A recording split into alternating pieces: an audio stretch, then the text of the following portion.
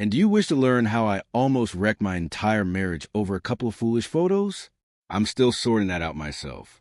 I'm Britney, 29 years young, and my world is crumbling because of a carton I should have thrown out long ago. It began roughly a month back, when Grant and I were boxing up our flat for the shift to our fresh home. We'd been a pair for 5 years with a few highs and lows, but mostly devoted to one another. Grant was forever the calm one, dependable, steady, secure. I noticed the quiet when I caught him digging in our wardrobe, that odd sort of hush that makes your belly drop. "What's this?" he asked, gripping an ancient shoebox I'd stashed at the rear of my wardrobe. I realized right away. It felt like my cheeks were blazing. It was my Julian stash, full of snapshots, notes, and tiny treasures from my university sweetheart, my first true romance. "Oh, that's only some ancient junk from school," I replied, acting all relaxed, while silently scolding myself for not concealing it better from everybody. He lifted the lid before I could halt him, and his look completely changed. He browsed through a stack of pictures, a few showing more of Julian and me than my spouse should ever witness. Images I'd vowed to Grant I'd trash before our big day. "I believe you told me you tossed all this," he murmured, leafing through show passes, greeting cards, and the small silver chain Julian gifted me for our first milestone. I noticed Grant's shoulders stiffen as he uncovered the penned messages. "It's no big deal," I claimed, stretching for carton. "Just old keepsakes. It's meaningless." Yet as I spoke, I knew it wasn't fully honest. Why else would I have saved those things for years? Grant stared at me like I'd struck him. If it's so unimportant, why hold on to it? And why invent a tale about throwing away? I felt cornered, so I turned prickly. "You're too touchy about this. It's honestly just a bunch of dusty photos and stuff. It's my past. What do you expect, that I pretend Julian never happened?" That's when Grant began to protest and simply shook his head. "No, but I figured I was your now and tomorrow, not some casual fellow you saw in school." I sighed, irritated that he was stirring trouble over this while we had a whole flat to box up. "Don't overreact. It's not like I'm chatting with him or anything." Another fib. For ages, I tracked Julian on my hidden Instagram. Grant didn't need to hear that. We passed the rest of the day in painful quiet. I hoped Grant would move past it. He hardly said a word at supper. He wouldn't even glance my way. When bedtime came, he snatched a cushion and declared he'd crash on the sofa. "For real?" I snapped, growing annoyed. "You're so upset over a few old trinkets?" "It's not the snapshots, Britney. It's that you held on to them and fibbed about it. What else are you hiding from me?" If only he guessed. That night, I drifted off alone, mad at Grant for being so unsure. In the shadows, I started recalling Julian, after ages of not thinking of him. I wondered what he was doing lately. Last I knew, he was splitting up and back in town. Not that I was keeping track. Arms crossed. When I got up the next morning, Grant was already up and boxing things. His eyes were red, like he'd barely slept. I tried acting usual, making coffee and chatting about the move, but he'd toss me single-word replies. "Are we letting the silly carton mess up our move?" I asked at last. Grant gazed at me for a few drawn-out moments. "Do you ever remember him?" he whispered. "Nope," I fibbed. "That was ages back. I don't get why you're acting this way. So why save it all?" He wouldn't drop it. "I don't know, Grant. It's my stuff. I can keep mementos. Why do you hold on to your high school sports awards?" I was growing fed up now. "It's not the same, and you realize that," he replied, shutting a crate of books harder than needed. I simply left. He was being absurd, and I couldn't deal with it. There were tons of tasks to the move. I went to the bedroom. Next job being to pack more outfits, but I grabbed my phone and, out of habit, opened my hidden Instagram. Julian had shared a fresh shot from a trendy city eatery. He looked great, super great. I grinned at the screen and closed it when I heard Grant nearing the hallway. I'd be dishonest if I claimed I never remembered Julian. In university, he was my whole world. 3 years of what I truly thought was fiery, deep love that would endure forever. We crossed paths in our second year at a campus bash, and it was one of those instant storybook sparks. Julian was charming and imaginative, dreaming of conquering the globe with his skills. I mean, this guy, everyone wanted to be near him, and he chose me. What I experienced with Julian, I never felt with Grant. I know it seems terrible, doesn't it? But it's really true. Julian and I parted ways when he landed an incredible job far away. He asked me to go with him, but I had just scored my first solid gig, and I wouldn't abandon it. We tried staying connected across the miles, but I called it off after 3 months. It was too tough. Roughly a year on, I met Grant at my job. He was calm, trustworthy, and kind to me. After the wild ups and downs with Julian, Grant's stability felt soothing. We settled in together after 8 months and got promised each other a year later. Fast, but perfect back then. I never completely removed Julian from my world, though I agreed to marry Grant. But I secretly tracked Julian on a hidden Instagram he didn't suspect. At this point in his journey, Julian was thriving. His job had soared, and from his updates, he was clearly earning big. Far more than Grant, who'd stayed stuck in the same spot for ages. Grant had been behaving oddly recently, even before he discovered the carton. More distant, hushed, at times. I'd catch him gazing at nothing, and he'd begun going on lengthy strolls alone. He labeled it sorting his thoughts. But last week, I spotted a pack of mood-lifting pills in his workout sack. I never mentioned them to him. What could I say? It was simpler to act like I hadn't noticed. That evening, I did something I'd been itching to try for months. I texted Julian. A light, "Hi, old friend. Heard you're back around," sort of note. No huge thing, right? Nope. Because when Julian's name flashed on my phone, my belly jumped in a way Grant never sparked. Britney Taylor. I figured you'd vanish from the planet. Wedded joy got you tied up, he teased. I grinned at my screen. Sort of. How's life treating you? We swapped texts back and forth for hours. I shared news of the move, while neatly skipping how content I was with Grant. Julian revealed details of his split. How his ex couldn't grasp his drive. How she attempted to reshape him. I recall Grant nudging me to adjust too. How he dropped small remarks about my spending or my online sharing. By the time I noticed how late it had gotten, Grant was snoozing on the sofa once more. Julian had proposed meeting for coffee. To reconnect for real. I'd enjoy that. I replied, then set my phone aside, buzzing with a thrill I hadn't known in ages. The coffee with Julian was meant to be short and easy, just past pals chatting. I told Grant I was grabbing lunch with my work buddy Ashley. The fib slipped out so smoothly I shocked myself. An hour later, I was in a frock I hadn't touched in years. One Julian always said he loved on me back in school, after testing 3 looks first. I even pulled the tiny silver chain he'd gifted me from the keepsake stash. The second I spotted Julian's figure outside the cafe waiting for me, my heart did a silly little leap. He was even more handsome up close than in pictures, bold and thriving, with a spark Grant never carried. He hugged me a moment too long, and I didn't pull away. "There's my girl," he said, scanning me head to toe, a grin wrinkling his face that whisked me back to age 20. "Wedlock looks good on you, Brit." Then we were chatting, like no years had slipped by. Julian spoke of his company, his trips, his fresh downtown apartment. I tried to brush off my life with Grant, casually noting work and the move, dodging mentions of my spouse when possible. "Look, let me be straight," Julian said, edging nearer. "Are you joyful?" "Truly joyful." I paused just enough for him to notice. "Okay," I mumbled, avoiding his gaze. Julian leaned over the table and took my hand. "You've always been a lousy fibber, Britney." We sipped coffee for 3 hours. By the finish, we'd set a date to reunite next week. As I got ready to go, Julian dropped a line I'll always recall. "Know what I secretly dubbed your hubby? The loner who struck gold." He chuckled like it was our old shared gag. I should have stood up for Grant, but I giggled too. When I got back, Grant had food and a truce gift for me. A framed snapshot of us from our honeymoon. He'd picked it to display in the new spot. I tried to feel moved by it. Instead, I felt irked, like he was pushing too much. "How was your meal with Ashley?" he questioned. "Good," I replied, then slipped the bathroom to scrub off Julian's scent. Then came our fresh move-in day.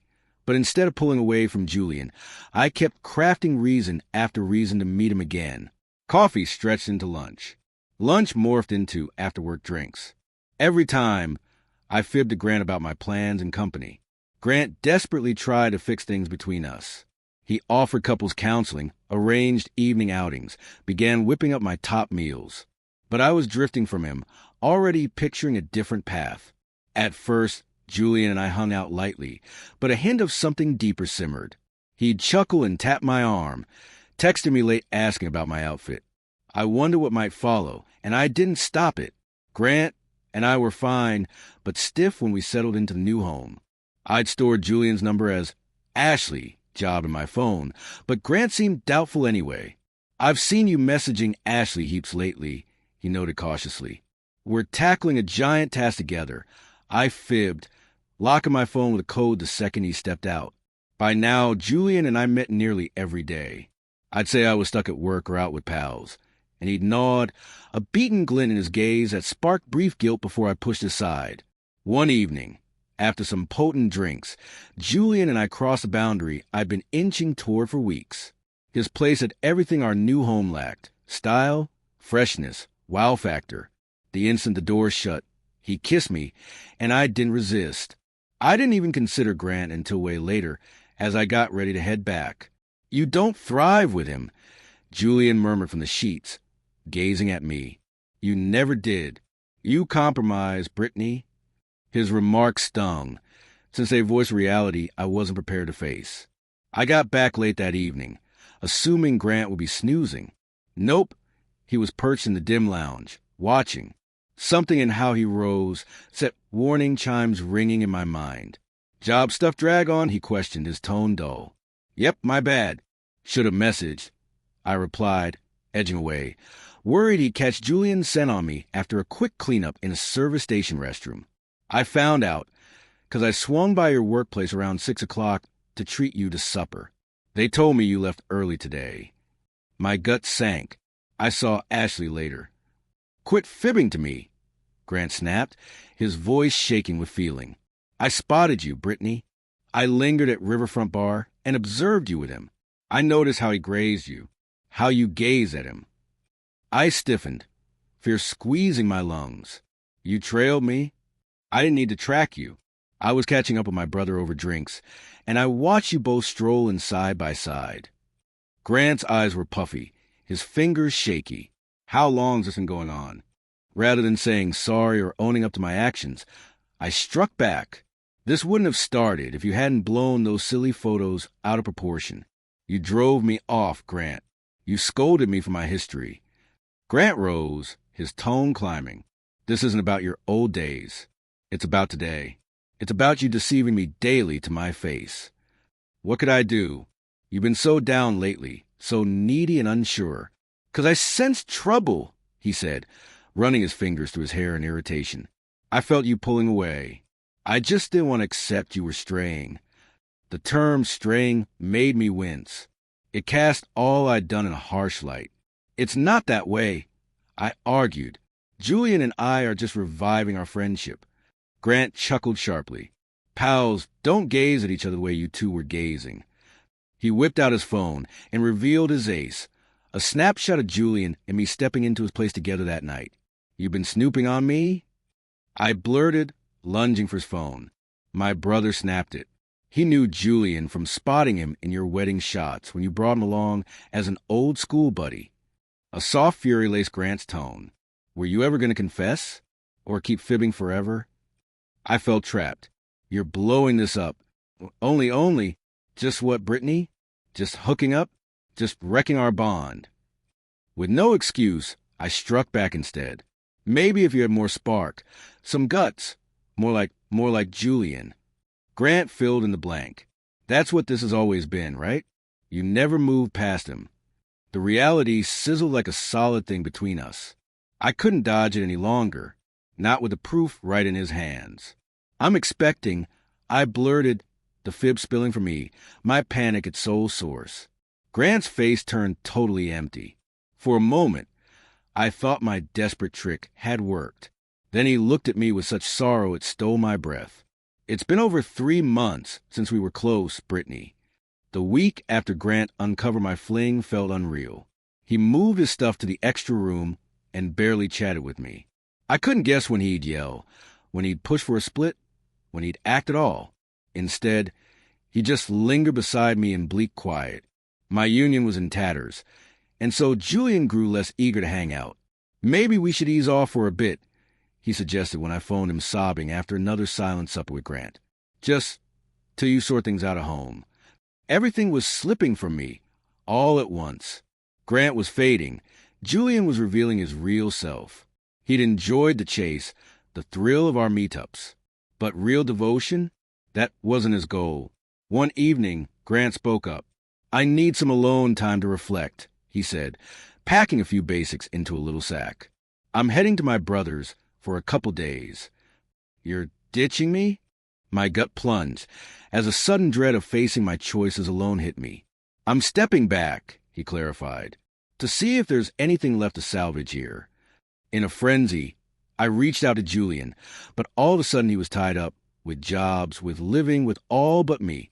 One night, I cruised by his place and caught him helping a pretty lady from his car, laughing, touching his arm like I had just days before. When Grant came back a week later, he seemed changed, calmer, more determined. He settled with me at our kitchen counter, eyes sharp and awake like I hadn't seen in ages. "I've decided," he said softly. "Either you cut off Julian, erase your hidden online profiles. Yeah, I'm aware of them, and sign up for couples therapy, or I'm finished." A fury flared in me. I meant to face a demand? So, after all your distance and pondering, you're going to lay down rules for me?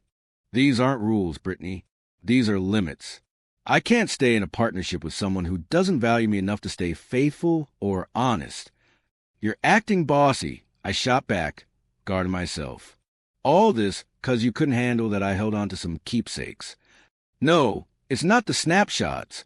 Grant's calm cracked slightly. "This is about the betrayal you were openly chasing, and then fibbing right to my face about. It's about you faking a pregnancy to manipulate me. I might be expecting." I pressed harder on my fib. Grant gazed at me with sorrow. "And if it's real, is it even mine?" His words struck me like a smack. I hadn't thought my trick would turn on me this way. "Yeah, naturally it'd be yours," I murmured softly. "Oh, Britney." We both realized that's not true. Grant rose and stepped into the lounge, beginning to tidy his stuff. "I've spoken with an attorney already. I'll stay at my brother's till I find my own spot." I abruptly sensed the truth of it all. Grant was really going. My steady, safe world was falling apart, and Julian wasn't lifting a finger to stop it. "Hold on," I blurted, fear climbing. "We can fix this. I'll drop Julian. I'll try therapy. Anything you ask." Grant stopped, holding a framed picture of us. "That's the issue, Britney. You're only saying it 'cause you're terrified of being solo, not 'cause you truly care for me or want our bond to heal." "That's not right," I claimed, but we both caught the emptiness of my tone. "I deserve better than being a fallback," Grant stated, turning the picture face down on the counter. "And frankly, so do you." I slumped in disbelief as he carefully cleared out his belongings. This wasn't the plan. Grant was a steady one. The guy I could always rely on to pardon me. The one who stayed by my side, through ups and downs. "You can't just wash away 5 years of our union," I protested, trailing him room to room. "I didn't throw out Britney. You did, when you began sneaking around with Julian." In under an hour, Grant had loaded bags and crates into his vehicle. He gave me his attorney's card and glanced around our home one final time. "I truly loved you," he said, his voice thick with feeling. "I hope you figure out what you truly desire." And then he vanished. That first evening, the weight of loneliness crashed down. I kept phoning Julian, but got no answer. I even rolled up to his place, but the guard blocked me. "Mr. Reeves doesn't want interruptions," he said, his look hinting I wasn't the first lady he'd sent off. Over the next few days, I dodged work calls and flipped through old snapshots of Grant and me, puzzling over how it all went bad so fast. My fake pregnancy tale crumbled when my cycle hit, snuffing out any faint chance Grant would return from duty. When I finally reached Julian, his reply crushed me with its coldness. "Listen, Our fling was a blast, Britney, but I'm not up for anything deep now, and certainly not with someone splitting up. But you told me. I began. I never promised we'd be a thing forever, he interrupted. It was cool to catch up, but maybe we should pause since you got a fresh mess. I was floored. You chased me. You pulled me from my vows. Julian chuckled. Get real, Brit. You'd have hunted for this way out of that Union way before I rolled in. I was just convenient. When he cut the call, I sank into our half-settled home. The crates we never opened still piled up, and I began weeping, not just for losing Grant, but for seeing I'd traded something true for a fantasy that never came to be. I grabbed my stash of Julian keepsakes, the spark that set it all off, and made myself examine them. The snapshots, the notes, the gifts, they weren't gems. They were weights holding me back from rooting in a past that kept me from fully living my now. Grant's attorney reached out to discuss dividing our stuff. I learned Grant had been tracking my fling for weeks, gathering proof of my fibs, pictures of me with Julian, even captures of chats with shared pals where I slammed Grant and praised Julian. So once Julian's real self shone through, I planned to test my chances with Grant, see if I could sway him again. He answered with a single-line message. Kindly send all contact through our attorneys. And here I sat, solo, in what should have been the dawn of our fresh chapter, struggling to grasp how it all fell apart. It'd be easy to pin it on Julian for luring me, or Grant for losing it over the snapshots. But in my truer times, I saw the reality. I'd never truly given myself to Grant, 'cause it seemed I kept one toe in my old days, always musing, what if, rather than investing in what's here. I'd held on to those pictures and keepsakes not as innocent tokens, but as ties to a romance I dreamed up past what was real. Yet even with this clarity, I wasn't set to fully own up. Instead, I soothed myself thinking Grant and I likely weren't destined anyway, that Julian only highlighted flaws already lurking, that the snapshots were just the easy trigger for an unavoidable split. Feeling low as I tossed the keepsakes into crates to ditch them forever, I pondered if I'd ever grasp living the now instead of chasing ghosts from my yesterdays. Not really, to be frank. But that's a worry for tomorrow's Britney. In the end of Stroy. So I let Grant slip away, and Julian too in the finish. As for me, I'm stuck gathering the pieces of a world I broke, seeing too late that the old days are a risky spot to linger. The snapshots are history, but the marks stay, echoes of the joy I owned and tossed aside. Maybe one day I'll grasp living in the now, but for today, I'm just attempting to pardon myself.